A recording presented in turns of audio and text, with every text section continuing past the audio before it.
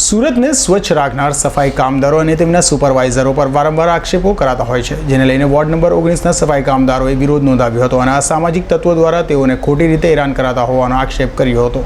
સુરત શહેરને સ્વચ્છ રાખનારા સફાઈ કામદારોની કામગીરી પર વારંવાર સવાલ ઊભા કરી તેમને બદનામ કરાઈ રહ્યા છે। તે છેલ્લા 15 દિવસથી સોશિયલ મીડિયામાં વિડીયો વાયરલ કરી સફાઈ કામદારોને બદનામ કરાતા હોવાના આક્ષેપ સાથે સફાઈ કામદારે વિરોધ કર્યો હતો। કતારગામ વોર્ડ નંબર 19ના સફાઈ કામદારે વિરોધ નોંધાવ્યો હતો અને અસામરિક તત્વોએ ખોટી રીતે તેને હેરાન કરી સફાઈ કામદારો અને તેમના સુપરવાઇઝરને પણ ખોટી રીતે બદનામ કરાઈ રહ્યા છે। કામદારો પંચિંગ કરતા હોવા છતાં પણ પંચિંગ કરી ઘરે જતા રહેતા હોવાના આક્ષેપો કરાઈ રહ્યા છે, જેથી આવા લોકો સામે પગલાં લેવા માંગ કરી હતી। વિનોદભાઈ સોલંકી,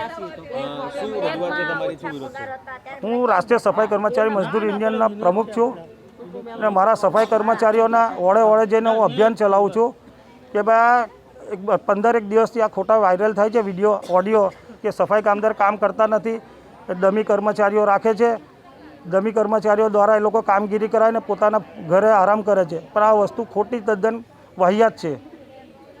જે સુરત મહાનગરપાલિકામાં વડે વડમાં મુકદ્દમ એસએસઆઈ એસઆઈ આવા બધા વ્યક્તિઓ મૂકેલા છે ફિલ્ડ વર્કમાં, કેમ એ લોકોને પૂછપરછ કરતા નહીં, સફાઈ કામદાર પાસે ડાયરેક્ટ જઈને પૂછપરછ કરે છે, એ વસ્તુ ખોટી છે।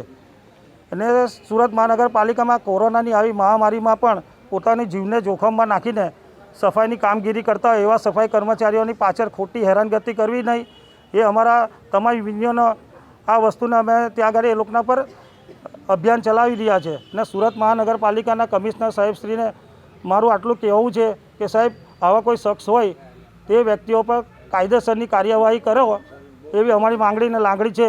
બસ, જય હિન્દ, જય ભારત। હાલ તો સફાઈ કામદારોએ મોટી સંખ્યામાં ભેગા થઈ અસામરિક તત્વો કે જેઓ સફાઈ કામદારો અને સુપરવાઇઝરોને હેરાન કરી રહ્યા છે તેઓ સામે પગલાં લેવા માંગ કરાઈ છે।